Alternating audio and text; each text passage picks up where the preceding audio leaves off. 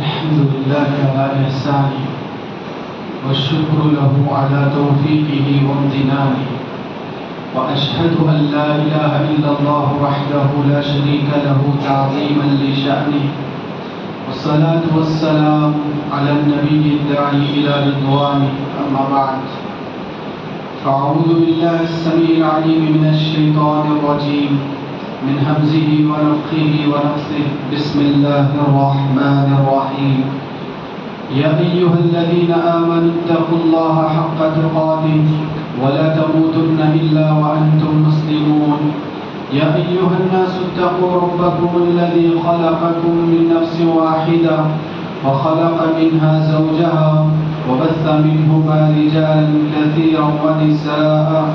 واتقوا الله الذي تساءلون به والأرحام إن الله كان عليكم رقيبا يا أيها الذين آمنوا اتقوا الله وقولوا قولا سديدا يصلح لكم أعمالكم ويغفر لكم ذنوبكم ومن يطع الله ورسوله فقد فاز فوزا عظيما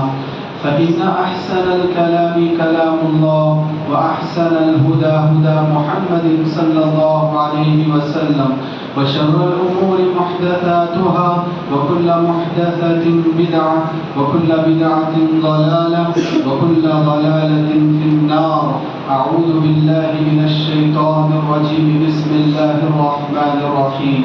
ولقد خلقنا الإنسان ونعلم ما توسوس به نفسه ونحن أقرب إليه من حبل الوريد إذ يتلقى المتلقيان عن اليمين وعن الشمال قعيد ما يلفظ من قول إلا لديه رقيب عتيد وجاءت سكرة الموت بالحق ذلك ما كنت منه تحيد ونفخ في الصور ذلك يوم الوعيد وقال عز وجل يا أيها الناس قد جاءتكم موعظة من ربكم وشفاء لما في الصدور هدى ورحمة للمؤمنين قل بفضل الله وبرحمته فبذلك فليفرحوا هو خير مما يجمعون. محترم حاضرین جمعہ اور پردہ نشین خواتین اسلام، خطبہ مسکونہ کے بعد سورہ یونس کی 2 آیتیں میں نے آپ کے روبرو پڑھی. اللہ رب العزت کا ارشاد ہے یا ایھا الناس قد جاءتکم موعظۃ من ربکم وشفاء لما فی الصدور وہدی ورحمۃ للمؤمنین. اے لوگوں، تمہارے رب کی طرف سے ایک ایسی چیز آئی جس میں نصیحت بھی ہے اور دلوں میں پائی جانے والی بیماریوں کا علاج بھی ہے، اور یہ چیز ہدایت ہے، رہنمائی ہے اور ایمان والوں کے حق میں رحمت ہے. قل بفضل اللہ وبرحمتہ، تو اللہ تعالیٰ کے اس فضل اور اللہ تعالیٰ کی اس رحمت اور انعام کو پانے کی خوشی میں فلیفرحوا، تمہیں خوش ہونا چاہیے، خوشی محسوس کرنی چاہیے. ہوا خیر مما یجمعون، یہ جو چیز ملی ہوئی ہے، یہ چیز دنیا جہاں کی ساری چیزیں جو تم جمع کرتے ہو اس کے مقابلے میں بہت بہتر ہے. محترم حضرات، یہ آیت اللہ تبارک و تعالی نے مفسرین کے اتفاق کے مطابق قرآن مجید کی فضیلت اور قرآن مجید کی خصوصیت اور قرآن مجید کی اہمیت اور قرآن مجید کے سلسلے میں جو کچھ فضائل ہیں اس کو لے کر اللہ تعالیٰ نے یہ آیت نازل کی کہ اللہ تبارک و تعالیٰ نے قرآن کی شکل میں ایسی چیز اور ایسی نعمت بندوں کے ہاتھ میں دی ہے. یہ نعمت سراسر نصیحت ہی نصیحت ہے جو بندے کو نار جہنم سے بچا کے جنت کا مستحق بنا سکے، جنت کا حقدار بنا سکے. اور دل میں پائی جانے والی جو کچھ بیماریاں ہوتی ہیں، کفر کی بیماری، شرک کی بیماری، نفاق کی بیماری، رسوم و رواج اور بدعت و خرافات میں پھنسے رہنے کی جو بیماری دلوں میں موجود ہوتی ہے، اس کے لیے صفائی ہے، اس کے لیے شفا ہے، اس کے لیے علاج ہے یہ قرآن مجید. اور ساتھ ہی ساتھ قرآن کو اگر کوئی صحیح معنوں میں سمجھے گا، صحیح معنوں میں پڑھے گا، اللہ تبارک و تعالیٰ نے اس میں ہدایت رکھی ہے، رہنمائی رکھی ہے، اور اہل ایمان کے لیے بہت رحمت ہے۔ اسی لیے اللہ تعالیٰ نے اتنی عظیم کتاب کو پانے کی خوشی میں، اتنی عظیم نعمت کو حاصل کرنے کی خوشی میں اللہ نے کہا جن کسی کو یہ کتاب ملی ہوئی ہے، مطلب سارے ایمان والوں کو ان کے دل میں ایک طرح کی خوشی محسوس ہونی چاہیے اس رحمت کو، اللہ تعالیٰ کی اس فضل اور اس انعام کو پانے کی وجہ سے۔ اچھا، یہ آیت کا مطلب یہ ہے، بدعتی حضرات جو لوگ آیتوں کی تعبیر، آیتوں کا ترجمہ اور آیتوں کا معنی، مطلب اور مفہوم اپنی عقل کی بنیاد پر، اپنی سوچ کی بنیاد پر کرنے والے ہوتے ہیں، انہی لوگوں نے اسی آیت سے اللہ کے نبی صلی اللہ علیہ وسلم کی پیدائش پر خوشی منانے یا بالفاظ دیگر میلاد کو عید کی شکل میں منانے کی دلیل اور ثبوت اس آیت سے نکالی، اس آیت سے بیان کی۔ ایک لفظ میں اگر اس عید کا یا اس تہوار کا یا اس خوشی منانے کے مطلب کو ایک لفظ میں اگر جواب میں کہیں تو یہ جو عید ہے یا جو عید میلاد جو لوگوں کے درمیان معروف ہے، مشہور ہے، جو اللہ کے نبی صلی اللہ علیہ وسلم کی پیدائش کی خوشی کے نام سے منایا جاتا ہے، ویسے تو یہ سراسر بدعت ہے، نہ اللہ کی کتاب میں اس کا ثبوت ہے، نہ اللہ کے رسول صلی اللہ علیہ وسلم کی سنت اور احادیث میں اس کا ثبوت ہے۔ جو آیت سے میں نے خطبے کا آغاز کیا، اسی آیت پر رک کر ہم بات کو سمجھتے ہیں۔ اللہ تعالیٰ نے کہا ہدی و رحمت للمؤمنین، یہ کتاب ہدایت ہے، رحمت ہے ایمان والوں کے لیے۔ کیسے؟ جس طرح ایک لفظ میں اس کا جواب دیا گیا یہ بدعت ہے، یہ خرافات ہے، کتاب و سنت سے اس کا کوئی ثبوت نہیں، کتاب و سنت سے اس کی کوئی دلیل نہیں۔ آپ شریعت کے ایک اصل کو ہمیشہ یاد رکھیں، کوئی بھی چیز لوگوں میں جتنی بدعتیں دین کے نام پر، نبی کے نام پر معروف ہیں، ان کو سامنے رکھتے ہوئے اللہ تبارک و تعالیٰ کے ایک اصول کو ہمیشہ یاد رکھا جائے، چاہے وہ بدعت میلاد کے نام پہ ہو، چاہے وہ بدعت محرم کے نام پہ ہو،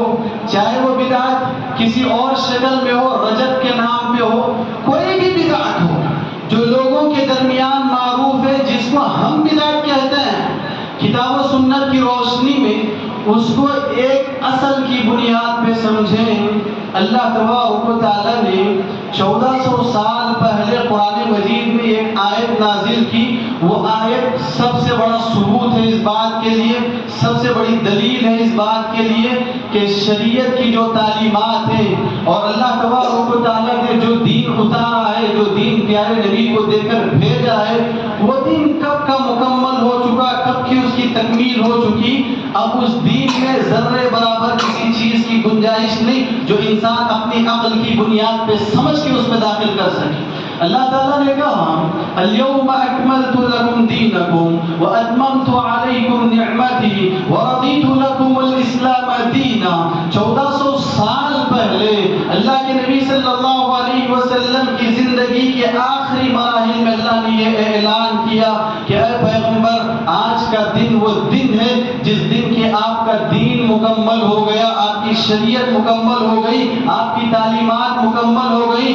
اب قرآن جو 23 سال سے وقفے وقفے میں اترا کرتا تھا، جو پیغام لے کر آیا کرتا تھا، وہ ساری چیزیں یہاں کو ختم ہیں۔ اب جو چیز اس میں ہے، جو چیز 23 سال سے آپ نے لی ہے، وہی دین ہے، وہی ہے، وہی شریعت ہے۔ اچھا، دوسری طرف اللہ کے نبی صلی اللہ علیہ وسلم نے اپنے سلسلے میں آپ نے ایک بات بتائی۔ سوچیے، اللہ کے نبی صلی اللہ علیہ وسلم کی آپ کی اپنی زبانی یہ گواہی، ما ترکت شیئا یقربکم الی اللہ ویبعدکم عن النار الا امرتکم به۔ پیارے نبی نے کہا میری یہ گواہی ہے، میری یہ ضمانت ہے، ہر وہ چیز جو تمہیں جنت کے قریب کر سکے اور نار جہنم سے بچا سکے، دور کر سکے، ہر ایسی چیز کو میں نے بتا دیا ہے، سمجھا دیا ہے۔ اور آگے آپ نے کہا وَمَا تَوَدُّ شَيْئًا يُقَرِّبُكُمْ إِلَى النَّارِ وَيُبْعِدُكُمْ عَنِ اللَّهِ إِلَّا وَنَهَيْتُكُمْ عَنْهُ پیارے نبی نے کہا ہر وہ چیز، ہر وہ کام، ہر وہ عمل جو تمہیں اللہ سے دور کرے اور جہنم سے قریب کرے، میں نے اس کو بھی بتا دیا ہے، اس سے روک دیا ہے، اس سے منع کر دیا ہے۔ دونوں باتیں اب دیجیے گا، خود پیارے نبی صلی اللہ علیہ وسلم کی یہ بات نہیں، ہمارا یہ ایمان ہے، ہر پیغمبر نے اپنی ذمہ داری اسی حساب سے نبھائی ہے۔ اللہ کے نبی نے کہا ما بعث اللہ نبیا قبلی، کہ اللہ تعالیٰ نے مجھ سے پہلے جتنے پیغمبروں کو بھیجا ہے الا کان حقا علی، ہر پیغمبر کی یہ ذمہ داری نہیں ہے کہ ہر وہ خیر، ہر وہ بھلائی، ہر وہ اچھائی جو دنیا میں رکھی گئی ہے اس کا حکم دیا جائے، لوگوں کو بتایا جائے، اور ہر وہ شر، گناہ، برائی، معصیت، خرافات، اس سے لوگوں کو روکا جائے، منع کیا جائے۔ اور ہر پیغمبر نے پوری ایمانداری کے ساتھ یہ ذمہ داری نبھائی ہے۔ اللہ کے نبی صلی اللہ علیہ وسلم نے خود حجۃ الوداع کے موقع سے آپ نے سارے صحابہ کی موجودگی میں یہ گواہی لی تھی، بتاؤ کیا میں نے دین کا پیغام پوری امانتداری سے تم تک پہنچا دیا ہے؟ سارے صحابہ نے ایک زباں ہو کر کہا تھا اللہ کے نبی کیوں نہیں، آپ نے ساری باتیں اللہ کی طرف سے پہنچا دی ہیں پوری ایمانداری کے ساتھ۔ پیارے نبی نے اس وقت آسمان کی طرف انگلی اٹھا کر کہا اللہم اشہد، اللہم اشہد، اللہم اشہد، اے اللہ تو گواہ رہے اس بات پر، اے اللہ تو گواہ رہے اس بات پر، اے اللہ تو گواہ رہے اس بات پر کہ میں نے تیری ساری باتوں کو پوری امانت اور ایمانداری کے ساتھ میرے امتیوں تک پہنچا دیا۔ یہ اصول ہے، یہ اصل ہے شریعت کا کہ دین مکمل ہو گیا۔ پیارے نبی نے ہر خیر بتا دیا، ہر شر سے آپ نے منع کر دیا۔ اب سوال یہ، اللہ کے نبی صلی اللہ علیہ وسلم کی 63 سالہ زندگی، 20 پر 3 سال نبوت کے بعد کے نہ چھوڑیں، 40 سالہ جو نبوت سے پہلے کے زمانے جاہلیت میں لوگ گزرا کرتے، آخری دین کا علم لوگوں کو نہ تھا، آخری دین کا شعور لوگوں کو نہ تھا، ایسے موقع سے بھی کسی نے پیارے نبی کی میلاد نہ بنائی، اور نہ 40 سال کے بعد سیرت کے کتنے ایسے قصے ہم نے سنے ہوں گے، کتنے ایسے واقعات ہم نے سنے ہوں گے۔ سیرت مکمل پیارے نبی کی کسی نہ کسی نے پڑھی ہوگی، سنی ہوگی، جانا ہوگا، سیرت کے کتنے ایسے قصے ہمیں خود معلوم ہوں گے۔ اللہ کے نبی صلی اللہ علیہ وسلم کی 23 سالہ زندگی میں کہیں اس بات کا ثبوت نہیں جہاں پیارے نبی نے خود آپ کی میلاد یا آپ کی پیدائش کے دن کو بطور عید یا بطور تہوار منایا ہو یا صحابہ کو منانے کا حکم دیا۔ چلیے بات خیر، اللہ کے نبی صلی اللہ علیہ وسلم کی زندگی سے تو یہ بات آئی نہیں، نہ ہم نے سن رکھی ہے۔ آپ کی زندگی کے بعد صحابہ جو کہ پیارے نبی سے سب سے زیادہ محبت کرنے والے تھے، ان سے زیادہ محبت کرنے والا نہ زمین پہ آیا ہے نہ آئے گا آپ کی جماعت کے بعد۔ صحابہ کی زندگیاں ہم نے پڑھی ہوگی، صحابہ کی زندگیاں ہم نے سنی ہوگی، وہ صحابہ جو نبی کے لیے جان دینے تک کو ہر لمحے تیار رہے، ان صحابہ کی زندگیوں میں شاید پورے یقین کے ساتھ یہ بات ہے ہم میں سے کسی نے یہ چیز سنی نہ ہوگی فلاں صحابی نے نبی کی پیدائشی دن کو یہ تہوار منایا تھا، یہ عید منایا تھا، یا فلاں صحابی نے اس کا حکم دیا تھا، فلاں صحابی نے اس یہ چیز اپنائی تھی۔ جب اللہ کے نبی نے یہ چیز نہ کہا اور نبی کو دیکھ کر کبھی صحابہ نے اس کو نہ اپنایا، نہ کیا ہے، نہ حکم دیا ہے، تو پیارے نبی صلی اللہ علیہ وسلم کی ایک حدیث آپ نے فرمایا من احدث فی امرنا هذا ما ليس منه فهو رد، من عمل عملا ليس عليه امرنا فهو رد۔ پیارے نبی نے کہا دین میں ہر کوئی ایسی بات جس کا حکم ہم نے نہیں دیا ہے، جو ہم نے نہیں بتایا ہے، جو ہم نے نہیں کہا ہے، اگر کوئی دین کے نام پہ وہ چیز کرتا ہے، بتاتا ہے، بولتا ہے، کہا وہ چیز بدعت ہے، مردود ہے، مردود ہے، وہ کام مردود ہے، اس کا عمل مردود ہے۔ تو اسی بنیاد پر کھلے الفاظ سے، واضح الفاظ سے نبی کی جو پیدائشی دن کو میلاد کے نام سے منایا جاتا ہے وہ شریعت میں بدعت ہے، جو کہ اللہ کے نبی صلی اللہ علیہ وسلم کی زندگی میں کبھی موجود نہ رہا اور نہ صحابہ کی زندگیوں میں رہا۔ محترم حضرات، جب نبی کی زندگی میں نہیں، صحابہ کی زندگی میں نہیں، بعد کی زندگیاں جو تابعین کی تھی کہ اس میں نہیں، تو آخر اس بدعت کا ایجاد کیسے ہوا؟ اس بدعت کا ایجاد کیوں کر ہوا؟ اللہ کے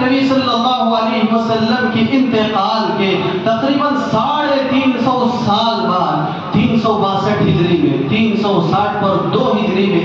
یہودیوں میں کا ایک شخص جو کہ رافضی تھا، حقیقت میں یہودی تھا، علماء نے اس کے سلسلے میں مختلف باتیں لکھی ہیں، وہ رافضی ہے، شیعہ ہے، یہودی ہے، اس نے اس بدعت کا آغاز کیا کہ اللہ کے نبی صلی اللہ علیہ وسلم کی پیدائش کے نام پر، پیدائش کے دن کے نام پر مسلمانوں میں اس چیز کا آغاز کیا جائے، کیونکہ مسلمان ایک لفظ پہ کمزور ہے، ایک لفظ پر عاجز ہے، نبی کا نام سنے گا ہر چیز ماننے کے لیے تیار ہو جائے گا، نبی کا نام سنے گا ہر چیز اپنانے کے لیے تیار، آنکھ بند کر، اسے کوئی دلیل کی ضرورت نہیں، کوئی ثبوت کی ضرورت نہیں، نبی کے نام پہ کہا جائے ہر بات کے لوگ تسلیم کرنے تیار۔ تو نبی کی پیدائش کے نام پر میلاد کا آغاز 4 صدی ہجری میں ہوا، اس وقت سے لے کر تقریباً 200 سال تک یہ بدعت پھیلتی گئی۔ 6 صدی ہجری میں ایک بادشاہ تھا جس کا نام ابو سعید کو کابلی کہا گیا، یہ وہ بادشاہ تھا جو اللہ کے نبی صلی اللہ علیہ وسلم کی پیدائش کے دن کے نام پر اس دن کے آنے سے 1 ہفتے پہلے سے ناچ گانوں کی محفلیں، نشے کی محفلیں، مزے کی محفلیں، عیش و عیاشی کی محفلیں، نہ جانے کیسی محفلیں یہ پورے 1 ہفتہ بھر کر آتا، جس دن پیارے نبی صلی اللہ علیہ وسلم کی پیدائش کا دن یہ لوگ مانا کرتے، اس دن اللہ کے نبی صلی اللہ علیہ وسلم کے نام پر نعت خوانیاں ہوتی، نظمیں پڑھی جاتی، نعتیں پڑھی جاتی، طرح کے جو ہے گانے بجانے ہوتے، جس میں اللہ کے نبی صلی اللہ علیہ وسلم کی شان میں ایک الگ انداز سے غلوت۔ اب رہی بات، جب 4 صدی ہجری میں اس کا آغاز ہوا، 6 صدی ہجری میں عید کی شکل سے منایا گیا، پوری طرح پھیل گیا بادشاہ کی زبانی۔ اب ہمارے لیے یہی بات ہے، جو زمانہ نبی کا گزر گیا، جو زمانہ صحابہ کا گزر گیا، جو زمانہ صحابہ کے شاگرد تابعین کا گزر گیا، اس زمانے کے گزرنے کے بعد کوئی بھی بتائے وہ کتنا بڑا دیندار کیوں نہ ہو، یا اپنے آپ کو کتنا بڑا نیک کیوں نہ بتائے، اور اپنے آپ کو کتنا بڑا عاشق رسول یا محب رسول کیوں نہ بتائے، اس کی بات شریعت میں کسی صورت نہیں لی جا سکتی، نہیں مانی جا سکتی۔ پیارے نبی صلی اللہ علیہ وسلم نے کہا علیکم بسنتی وسنت الخلفاء الراشدین المہدیین، سنت کو لینا ہے، کسی کام کو اپنانا ہے، یاد رکھنا میری سنت کو اپنانا اور میرے صحابہ کی سنت کو اپنانا، ان کے علاوہ کسی طریقے اور کسی سنت کو اپنائی نہیں جائے گی۔ لیکن پیارے نبی نے ایک اور حدیث میں کہا خیر القرون قرنی ثم الذین یلونہم ثم الذین یلونہم، سب سے بہترین زمانہ میرا اپنا زمانہ ہے، اس کے بعد میرے بعد آنے والے لوگ یعنی صحابہ کا زمانہ ہے، اس کے بعد آنے والے لوگ تابعین کا زمانہ ہے۔ آپ نے کہا جب وہ زمانہ گزر جائے گا، دنیا میں طرح کے فتنے آئیں گے، فسادات آئیں گے، لوگ طرح کی چیزیں ایجاد کریں گے، طرح کی چیزیں لوگ شروع کریں گے، تو تابعین کے درجے تک جو کہ صحابہ کے شاگرد رہے ہیں، صحابہ کے ساتھ اٹھنا بیٹھنا ان کا ہوا ہے، اس کے بعد اگر کوئی بھی بات سمجھائے، بولے، بتائے، چاہے وہ قرآن کی آیت کا حوالہ لے کر صحیح یا اللہ کے نبی کی حدیث کا حوالہ لے کر صحیح، اس کی بات اور اس کی سمجھ ہرگز نہیں لی جائے گی۔ قرآن کو سمجھنے میں صحابہ سے بہترین کون سمجھ سکتا ہے؟ قرآن کو سمجھنے میں صحابہ سے بہترین سمجھ اور عقل کس کی ہو سکتی ہے؟ جس آیت سے میں نے خطبے کا آغاز کیا، میں نے کہا بدعتی لوگ اللہ کے نبی کی میلاد کے نام پہ آج جو بھی جشن ہوتے ہیں، ہمارے اپنے شہر میں بھی ہوتے ہیں، جو بھی جشن ہوتی ہیں، تقریریں ہوتی ہیں، تقریر کا آغاز کسی آیت سے ہوتا ہے، قل بفضل اللہ وبرحمتہ فبذلک فلیفرحوا هو خیر مما یجمعون۔ لوگ کہتے ہیں کہ رحمتہ سے مطلب اللہ کے نبی ہیں، تو نبی کی آمد میں خوشی منانے کا حکم اللہ تعالیٰ نے دیا ہے۔ ابھی صاحب کی تفسیر کو صحابہ کی سمجھ کے حساب سے دیکھیں، صحابہ اکرام عبداللہ بن عباس رضی اللہ عنہما کہتے ہیں کہ یہ آیت جو اللہ تعالیٰ نے بتائی یہ قرآن مجید کے آنے اور اسلام کی نعمت کے ملنے پر ہے، اللہ کے نبی صلی اللہ علیہ وسلم کا اس میں کوئی تصور نہیں، جبکہ اللہ تعالیٰ نے خود پیارے نبی کو حکم دیا، قل اے پیغمبر آپ کہہ دیں فَبِذَلِكَ فَلْيَفْرَحُوا، قرآن کے ملنے اور اسلام کی نعمت کے ملنے پر ان کے دلوں میں خوشی ہونی چاہیے۔ یہ لوگ خوش محسوس کرنا چاہیے، نہ کہ نبی کی ولادت پہ خوشی منایا جائے، نبی علیہ السلام کی پیدائش کے نام پہ خوشی منایا جائے۔ اچھا تو ٹھیک، اس کا حکم اپنی جگہ، یہ بدعت ہے، شریعت میں اس کا کوئی دخل نہیں، شریعت میں اس کا کوئی ثبوت نہیں۔ اس بدعت کے نام پر جتنے کام لوگوں میں ہوتے ہیں، ان کاموں کو رکھ کر اگر دیکھا جائے، آپ سوچیں کتنے ایسے کام بدعت میلاد کے نام پہ ہوتے ہیں جو کہ شریعت میں سراسر غلط ہیں، شریعت میں حرام ہے، شریعت میں منع کر دیا گیا۔ سب سے مشہور چیز جو اللہ کے نبی صلی اللہ علیہ وسلم کی میلاد کے نام پہ ہوتا ہے وہ ہے اللہ کے نبی پر نعتیں پڑھنا، اللہ کے نبی صلی اللہ علیہ وسلم کے نام پر نعتیں پڑھنا، آپ کی تعریفیں بیان کرنا، اور نعت میں ایسا غلو، میلاد کے نام سے پیارے نبی کی ایک مشہور، پیارے نبی صلی اللہ علیہ وسلم کے نام پہ ایک مشہور نعت پڑھی جاتی ہے جس میں اللہ کے نبی صلی اللہ علیہ وسلم کے نام پر اتنا غلو ہے، پیارے نبی کو انسان کے درجے سے اٹھا کر رب کے درجے پہ رکھ دیا گیا، معبود کے درجے پہ رکھ دیا گیا، جبکہ پیارے نبی نے خود اس بات سے منع کیا، کہا لا تطرونی کما اطرت النصارى ابن مریم فانما انا عبد فقولوا عبد اللہ ورسولہ۔ پیارے نبی نے کہا لوگوں، نصارہ نے، کرسچینز نے عیسیٰ کی شان میں جس طرح سے غلو کیا ہے، میرے حق میں ہرگز ویسے غلو نہ کرنا۔ آپ نے صاف الفاظ میں کہا فانما انا عبد، میں اللہ کا بندہ ہوں جیسے تم اللہ کے بندے ہو، میں اللہ کا بندہ ہوں جیسے تم عام طور پہ اللہ کے بندے ہو۔ فقولوا انا عبد اللہ ورسولہ، کہو بس میں اللہ کا بندہ ہوں، بس فضیلت یہ ہے میں اللہ کا رسول ہوں، اللہ کی طرف سے وہی مجھ پہ آیا کرتی، بس اتنا ہی فرق ہے، تم جیسے انسان ہو، بندے ہو، میں بھی ویسے ہی اللہ کا بندہ ہوں، اللہ کا انسان ہوں۔ پیارے نبی نے خود منع کر دیا، اور یہاں تک آپ نے کہا ایاکم والغلو، لوگوں غلو سے بچو، چڑھانے سے بچو۔ نبی کی محبت میں آ کر، نبی کے عشق کے نام پر لوگ اتنا چڑھ جاتے، اتنے اندھے ہو جاتے یا اتنی عقل کھو بیٹھتے ہیں، نبی کے نام پر کیا بولا جا رہا ہے، کیا سنایا جا رہا ہے، کوئی فرق نہیں، کوئی تمیز نہیں، کون سی شان رسول کی ہے اور کون سی شان اللہ تعالیٰ کی ہے، کون سا مقام رسول کا ہے، کون سا مقام اللہ تعالیٰ، کوئی فرق نہیں، کوئی تمیز نہیں، بس بولتے گئے، سنتے گئے، سناتے گئے، اور سننے والے بھی بڑے مزے سے تسلیم کرتے گئے، قبول کرتے گئے۔ محترم حضرات، اللہ کے نبی صلی اللہ علیہ وسلم کی شان میں یہ جو نعتیں پڑھی جاتی ہیں غلو آمیز، جس میں اللہ کے نبی کو نبی کے درجے سے اٹھا کر علویت کے درجے پہ رکھ دیا جاتا ہے، جبکہ پیارے نبی نے خود منع کیا، آپ نے روکا۔ اس کے ساتھ ساتھ اللہ کے نبی صلی اللہ علیہ وسلم کی میلاد کے نام پر ایک اور تصور لوگوں کے درمیان ہے، نعوذ باللہ ثم نعوذ باللہ، پیارے نبی صلی اللہ علیہ وسلم حاضر ہوتے ہیں اس دن، پتہ نہیں کہاں حاضر ہو، کیسے حاضر ہو، لوگوں کی یہ سوچ ہے کہ نبی علیہ السلام حاضر ہوتے ہیں اس دن، اسی لیے باقاعدہ میلاد مناتے ہوئے پورے لوگ دھوپ کی شکل میں، جماعت کی شکل میں اٹھ کھڑے ہو کر اللہ کے نبی پہ سلام بھیجا جاتا ہے، درود بھیجا جاتا ہے، الصلاۃ والسلام علیک یا رسول اللہ، نعوذ باللہ من ذلک، زبان سے پوری جماعت ایک شکل میں، ایک آواز میں، الصلاۃ والسلام علیک یا رسول اللہ، اے اللہ کے نبی آپ پہ سلامتی ہو۔ تو اللہ کے نبی کو حاضر مان کر، نبی علیہ السلام کو آتے ہوئے تسلیم کر کے پورے لوگ اٹھ کھڑے ہو کے نبی پہ سلام بھیجنا، جبکہ قرآن نے گواہی دی وما محمد الا رسول قد خلت من قبله الرسل افإن مات او قتل انقلبتم على اعقابكم، اس سے پہلے جیسے سارے پیغمبروں کو موت آئی ہے، محمد کو بھی موت آئی ہے، محمد صلی اللہ علیہ وسلم کی بھی وفات ہوئی ہے، آپ کا بھی انتقال ہوا ہے، اگرچہ کہ مان لیا جائے نبی کا انتقال ہوا ہے، لیکن نبی کا جو آنا ہے اللہ نے اس چیز کی بھی گواہی دی، ثم انکم بعد ذلك، کہا ثم انکم بعد ذلك لمیتون ثم انکم یوم القیامت تبعثون، کہا آپ جو اٹھیں گے وہ قیامت کے دن ہی اٹھیں گے، قیامت کے دن ہی اللہ تعالیٰ قبر سے اٹھائے گا، قیامت کے دن سے پہلے نہ نبی قبر سے نکلیں گے نہ آئیں گے۔ یہ سارے تصورات خرافات ہیں، یہ سارے تصورات جس کی کوئی اصل نہیں، کوئی دلیل نہیں، کوئی ثبوت نہیں، بلکہ نبی علیہ السلام پر کھلا جھوٹ ہے، واضح جھوٹ ہے۔ محترم حضرات، اچھی بات اس کے حکم سے ہٹ کر، اس میں ہونے والے کاموں سے ہٹ کر ایک اور بات لوگوں میں،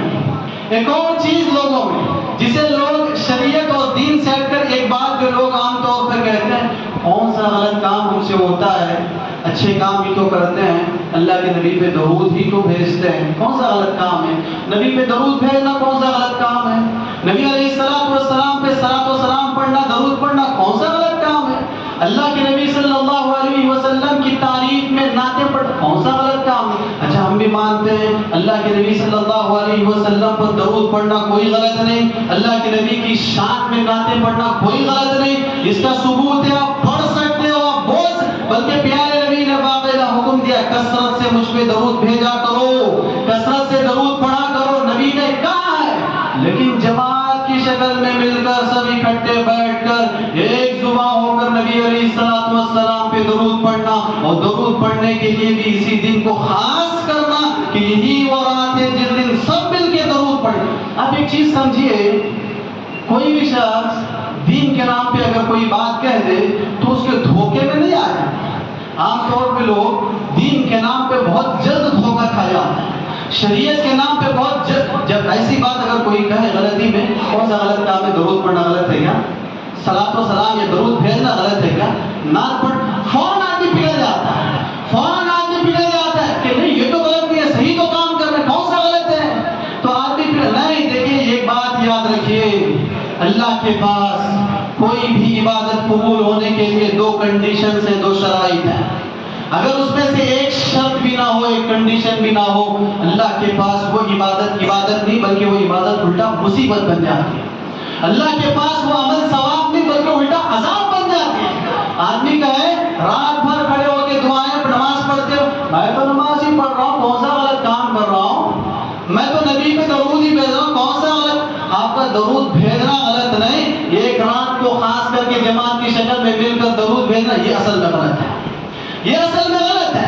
یہ اصل میں منع ہے۔ دو کنڈیشن جو بتائے گئے عبادتوں کے قبول ہونے کے لیے، اس میں سے ایک کنڈیشن یہ، ہر وہ کام جو آپ کرتے ہو وہ صرف اللہ کو راضی کرنے کے لیے کرنا ہے، سوائے اللہ کے کسی اور کو راضی کرنے کا خیال دل میں آیا وہ عمل اللہ کے پاس قابل قبول نہیں ہے۔ دوسری جو کنڈیشن ہے یہی زیادہ اہمیت رکھنے والی ہے، آپ کوئی بھی بدعت کو جانچنا ہے، کوئی بھی خرافات کو آپ کو جانچنا ہے کہ یہ بدعت یہ خرافات کہاں تک صحیح ہے، کہاں تک غلط ہے، کیا یہ بات صحیح ہے غلط ہے۔ دوسری جو کنڈیشن ہے وہ بہت زیادہ اہمیت رکھتی ہے، ہر وہ عمل، ہر وہ کام، ہر وہ عبادت اگر اللہ کے نبی صلی اللہ علیہ وسلم کے طریقے پر ہو تبھی وہ عبادت اللہ کے پاس قابل قبول ہے۔ اگر وہ اللہ کے نبی کے طریقے سے ہٹ کر ہو، گرچہ وہ نماز ہی صحیح تب بھی اللہ کے پاس قبول نہیں ہے، گرچہ وہ قرآن کی تلاوت ہی صحیح تب بھی اللہ کے پاس قبول نہیں، گرچہ وہ اللہ کا ذکر ہی صحیح تب بھی وہ اللہ کے پاس قبول نہیں ہے، گرچہ وہ صدقہ و خیرات ہی صحیح، گرچہ وہ روزے رکھنا ہی صحیح، نبی کے طریقے سے ہٹ کر اگر کوئی کام ہوگا وہ عبادت نہ ہوگی بلکہ الٹا عذاب ہوگی، وہ عبادت ثواب نہ دے گی بلکہ اللہ کے پاس عذاب دلائے گی۔ دیکھیے آپ اس سے بہترین مثال اس کے لیے کیا ہوگی، اللہ کے نبی صلی اللہ علیہ وسلم کے صحابی ابو موسیٰ اشعری رضی اللہ عنہ مسجد نبوی میں ایک مرتبہ آئے، دیکھا کچھ لوگ حلقے بنا کے بیٹھے ہوئے، جماعت کی شکل میں بیٹھے ہوئے، وہاں ایک جماعت ہے، یہاں ایک گروہ ہے، یہاں ایک راؤنڈ ہے، وہاں ایک راؤنڈ ہے، لوگ گروہ کی شکل میں بیٹھے، جماعت کی شکل میں بیٹھے ہوئے،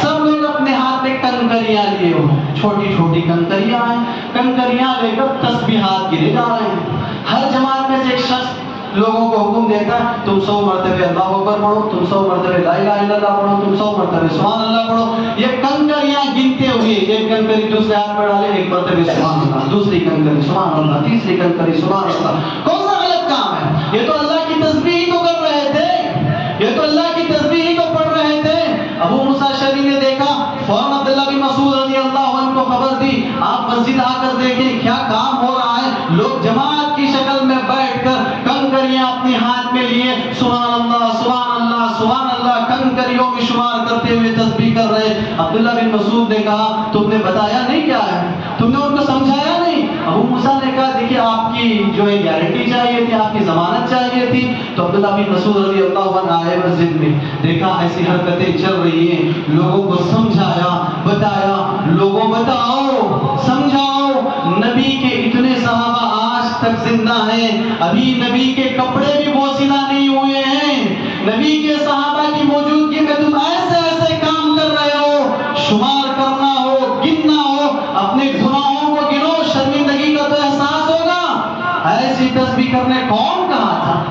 اس انداز سے نیکیوں کو گننے کا حکم آپ کو کس نے دیا؟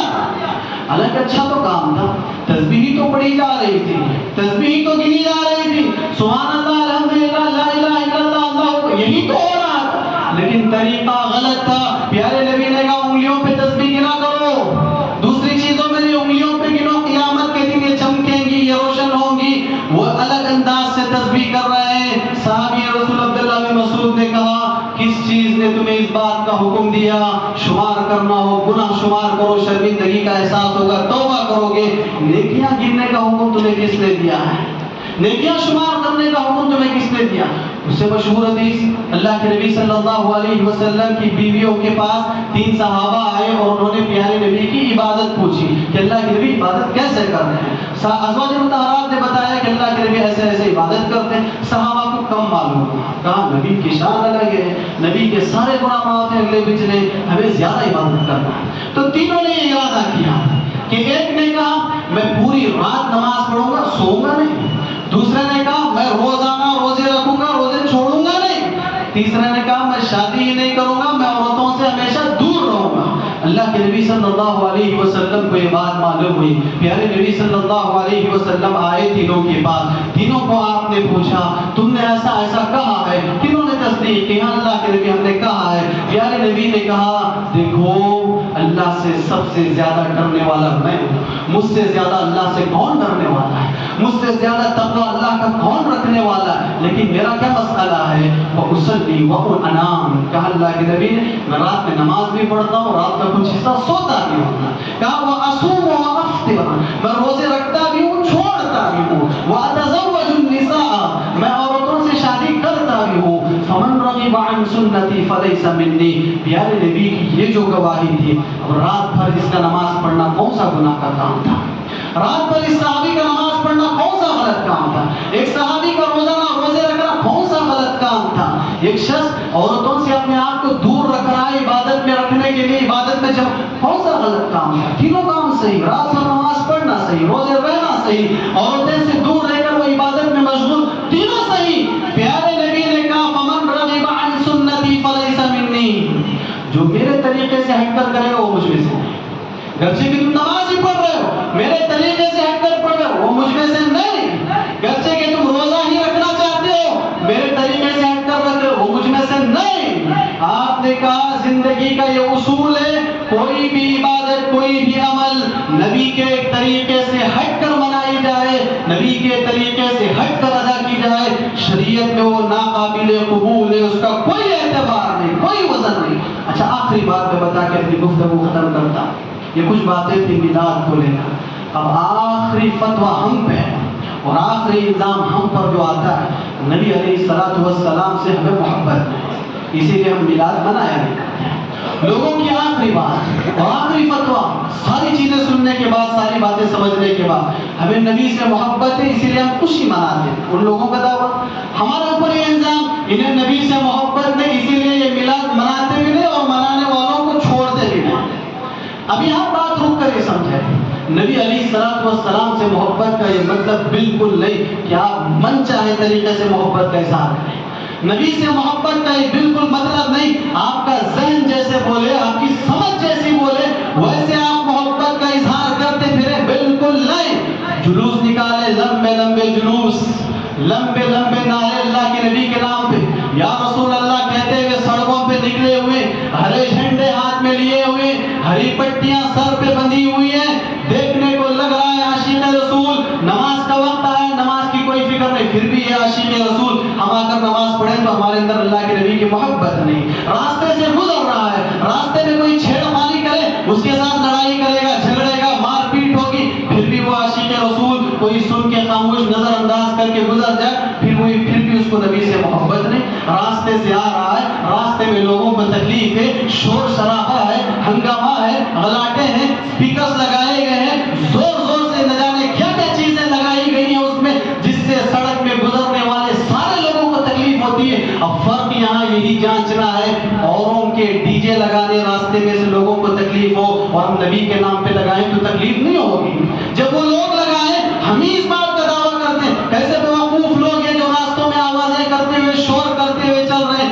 کتنے لوگوں کو تکلیف ہوتی ہوگی۔ ہوگی، کتنے لوگوں کو پریشانی ہو. جب یہی بات نبی کے نام پہ لگائیں تو ان سے کسی کو تکلیف نہیں، ان سے کسی کو پریشانی نہیں. تو نبی سے محبت کا مطلب یہ نہیں کہ آدمی جیسے چاہے وہ محبت کا اظہار کرے اور کہے میں ہی سچا عاشق رسول ہوں، میں ہی سچا محب رسول ہوں. اچھا، نبی سے محبت کا اصل دعویٰ یہ ہے، اللہ کے نبی صلی اللہ علیہ وسلم آپ کے پیدائشی دن جو کہ پیر کے دن اللہ کے نبی صلی اللہ علیہ وسلم پیدا ہوئے، آپ کی اپنی گواہی ہے. اللہ کے نبی صلی اللہ علیہ وسلم نے کہا پیر کے دن آپ روزہ رکھا کرتے، پیارے نبی ہر ہفتے کی پیر و جمعرات کو روزہ رکھتے. اور اللہ کے نبی صلی اللہ علیہ وسلم نے کہا فلاں دن جو پیر کا دن ہے اس میں میں پیدا ہوا تھا، تو لہٰذا میری یہ خواہش ہے کہ میں روزہ رکھوں. اور پیر کا دن وہ دن بھی ہے جس دن کی اللہ کے پاس نیکیاں پیش ہوتی ہیں. میری خواہش ہے کہ جب میری نیکیاں اللہ کے پاس میرے اعمال پیش ہو تو میں روزے کی حالت میں ہوں. اصل نبی سے محبت کا یہ مطلب ہے ہر پیر کے دن روزہ رکھا جائے، یہ سوچتے ہوئے کہ یہ دن اللہ کے نبی پیدا ہوئے تھے. یہ اصل نبی کی محبت کے نام پہ خوشی ہے. پیر روزہ رکھے. اللہ کے نبی نے اپنا میلاد منایا تو پیر کے دن روزہ رکھ کے منایا. اللہ کے نبی نے ایسا نہیں سال میں ایک مرتبہ آپ نے ربیع الاول کا انتظار کیا ہو اپنی خوشی منانے کے لیے، روزہ رکھنے کے لیے. تاریخ غیر مفہوم ہے، غیر واضح ہے. نبی علیہ السلام 9 پیدا ہوئے، 10 تاریخ پیدا ہوئے، 12 تاریخ پیدا ہوئے. غیر واضح تاریخ ہے، غیر یقینی تاریخ ہے، لیکن دن آپ نے کہا پیر کا دن ہے. اسی لیے پیارے نبی نے تاریخ چھوڑ دیا، دن کو اپنایا، دن کو اختیار کیا. پیر کا دن میں پیدا ہوا ہوں لہٰذا ہر پیر میں روزہ رکھوں گا. اب نبی سے محبت کا یہ مطلب ہے ہر پیر انسان روزہ رکھے اور کہے مجھے نبی سے محبت ہے، میرے نبی پیدا ہوئے تھے پیر کے دن تو میں بھی چاہتا ہوں کہ نبی کی پیدائش کے دن میں خوشی مناتے ہوئے روزہ رکھوں. تب اچھی بات ہے، تب اچھی محبت ہے، تب سچی محبت ہے. اس سے ہٹ کر پورے محبت کے اظہار کے لیے سال کا انتظار کرے، سال میں ایک دن محبت کے نام پر درود بھی پڑھ لے، محفلیں بھی کر لے، نعتیں بھی گا لے، تقریریں بھی کر لے، نبی کے شان میں غلو بھی کر لے، جلوس بھی اٹھا لے،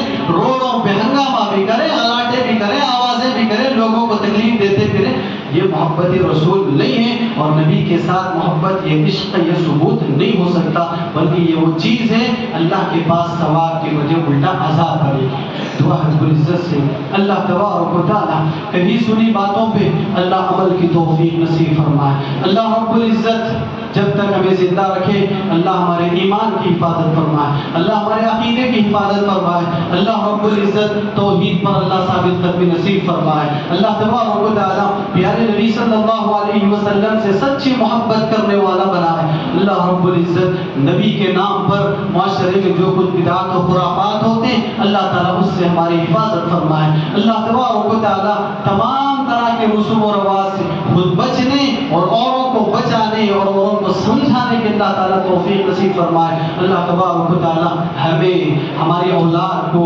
ہماری نسلوں کو اللہ رب العزت صحیح دین پر اللہ ثابت قدمی نصیب کرے. اللہ تبارک و تعالیٰ جب موت آئے تو کلمہ توحید لا الہ الا اللہ محمد رسول اللہ پہ اللہ موت نصیب کرے. اللہم آمین. وآخر دعوانا الحمد للہ رب العالمین.